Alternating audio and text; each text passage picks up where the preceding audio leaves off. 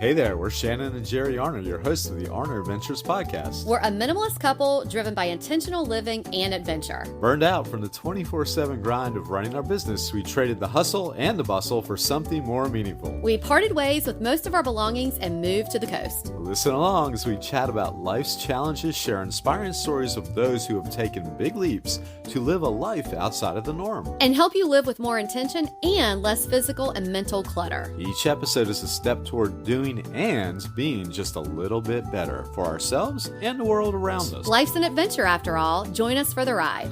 It's the Arner Adventures podcast. Hey there, y'all. Hey there. We're still just reeling from a crazy Memorial Day. That's right. And that mountain there has got us giddy. Actually, I don't think Memorial Day is a day that you're supposed to celebrate. That is something that has really become more prominent in recent years. It's like when people say Happy Memorial Day, it's like, wait a minute. You don't wish someone a Happy Memorial Day.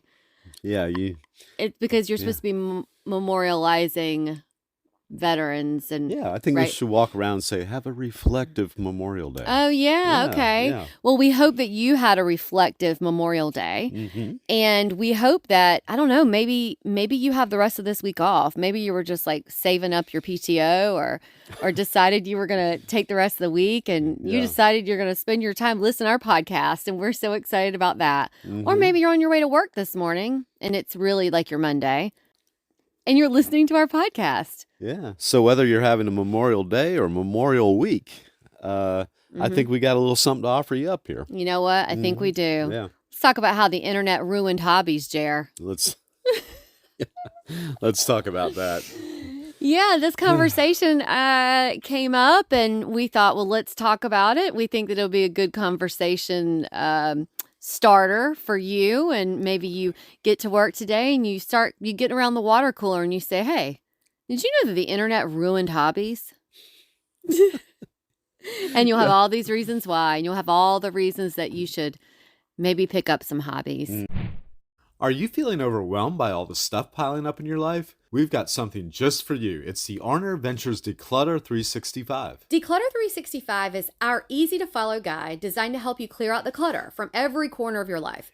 Whether it's the pile of stuff in your home, the endless digital files on your devices, or even the mental load that keeps you up at night, we've got you covered. Every day, you tackle a simple task that helps you chip away at the clutter. And the best part? You can start anytime. There's no need to wait for the new year or a Monday. You can dive in whenever you're ready. Over the span of a year, we'll tackle physical, mental, and digital clutter. Imagine having a more organized home, a cleaner inbox, and a calmer mind, all without feeling overwhelmed. It's all about taking small, manageable steps that add to big changes. Join us on this journey to a simpler, more mindful life. Head over to arneradventures.com/shop. Let's make space for what truly matters. And now, let's get back to the show.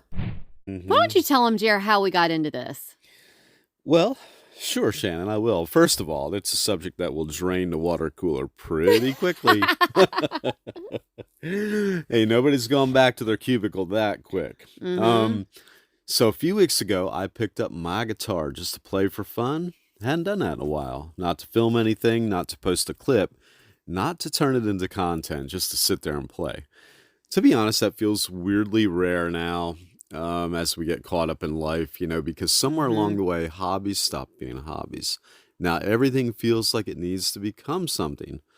A side hustle, a personal brand, a skill to master, a piece of content, a way to be productive.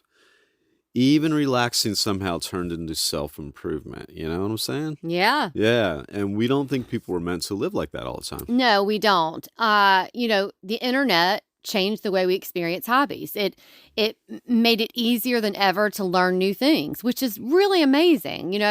You can learn photography, gardening, painting, cooking, music, knitting, pottery, literally anything from your phone.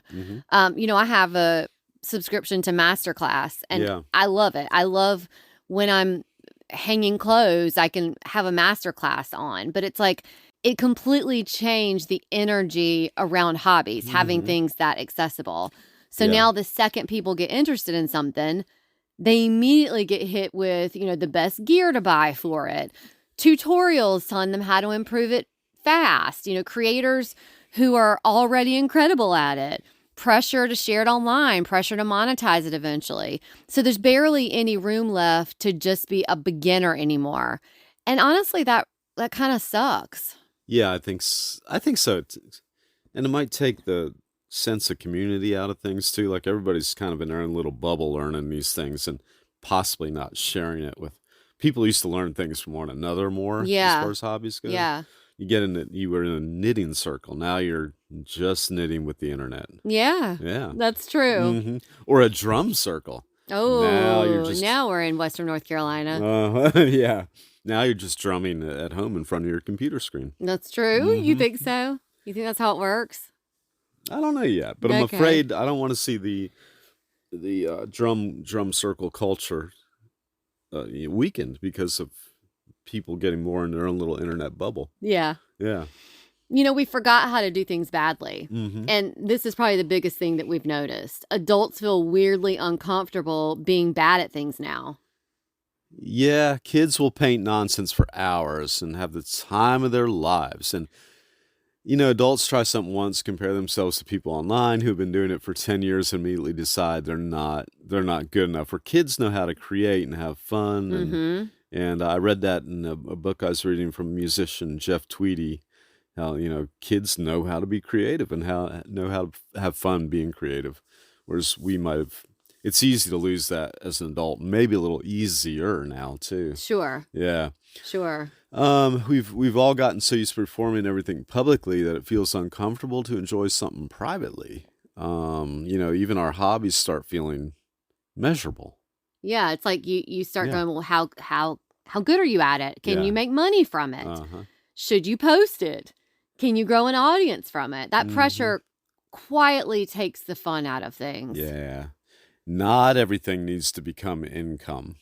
And this one hit us hard recently. We'd spent years building an online business and finding ways to make income doing what we love. We're grateful for that, of course, as anyone would be. But we've also realized that when everything is tied to productivity, it's really hard to fully relax into anything. Yeah. You start viewing every interest through a business lens. Can this become content? Like we said, can it make money? Could this grow our platform? And before you know it, your hobby has a deadline and an algorithm attached to it. And that changes everything. Does it ever? Yeah.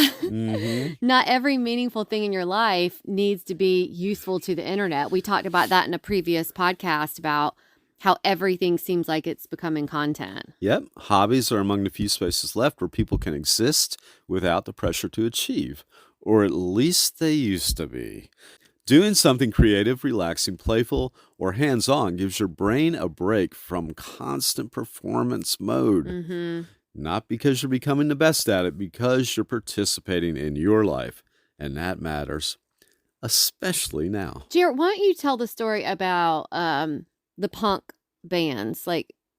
Oh, yeah. Right before we got into this, I was saying, I don't know where I read this, or I watched this little thing that was pretty entertaining on the Sex Pistols, the band the Sex Pistols, who were only actually put out one studio album, but they've had this enduring legacy for 50 years.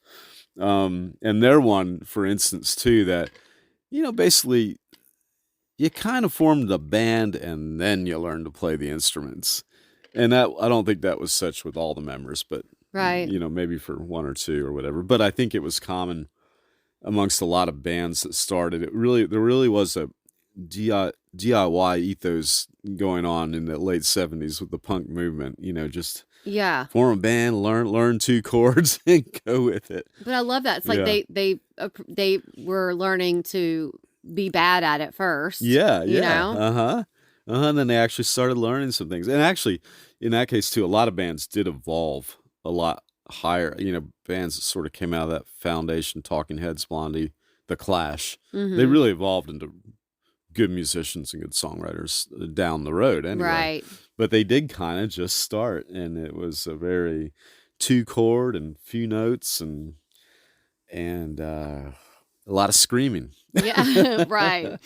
Well, let's talk about how we're trying to bring hobbies back. We've been thinking about this a lot lately, especially as we build this new season of our life. And so here's a few things that we're personally trying to do differently. We've talked about this again in that other episode about doing things without posting them.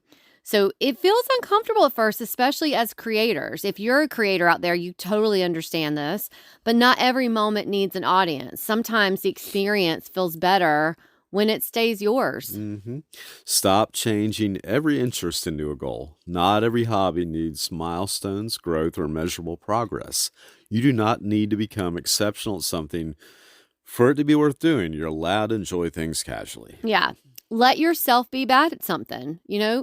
Start a band like the Sex Pistols and be bad at it. Honestly, this might be the healthiest thing adults can do more often. Paint badly, play guitar badly, garden badly. Lord knows I've done that. Cook badly. I've done that.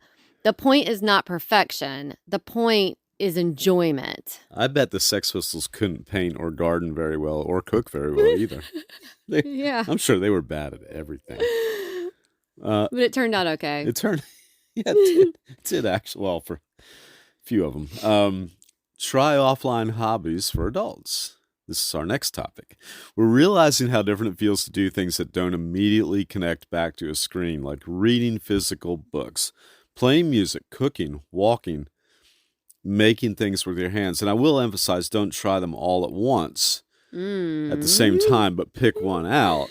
Sure. And do it, and then maybe try another one too. But you do it at your own pace. Yeah, there's something anchoring about hobbies that exist entirely offline. We have a blog post about the analog bag. I don't think we talked about that in a podcast. I think it was just a blog that we have. But the analog bag is something that everyone should have. It basically is like a hobby bag that you can have at home or take with you or whatever. But it's things to keep you offline. It's pretty cool. But it's linked in the show notes. Yeah, so stop optimizing every second of your life. This might be the bigger conversation underneath all of this, especially for creators. Yeah, they really might take a lesson from this. We become so focused on productivity that many people feel guilty about doing anything that doesn't lead to growth, money, or self-improvement. But constantly optimizing yourself is exhausting. Yeah. Sometimes it's okay to do something simply because it makes your day feel better, and that's reason enough. You know what I'm saying? Yeah, and hobbies were never supposed to be productive. We don't think that the internet ruined everything, like this title says. I mean, it may imply. There's amazing parts of online culture. I mean, we have a business because of it. We're obviously grateful for the life that we've built through it, but we do think that many people have forgotten what it feels like to do something just because they enjoy it. Yeah. No audience, no monetization plan, no pressure to become amazing at it, just enjoyment. Honestly, we're trying to get back to that more ourselves. If this episode resonated with you, or if you know of someone who would benefit from what we talked about, please share it with a friend. It's a great way of supporting the podcast, and we really appreciate it. Another way of supporting the pod is by leaving us a 5-star review or rating on the platform you are listening to us on. And go ahead and hit that subscribe button. That also supports us. You can always find us, the show notes, and sponsors who support the podcast at arneradventures.com. And until next time, enjoy the journey you're on. We're wishing you lots of adventures. Bye-bye.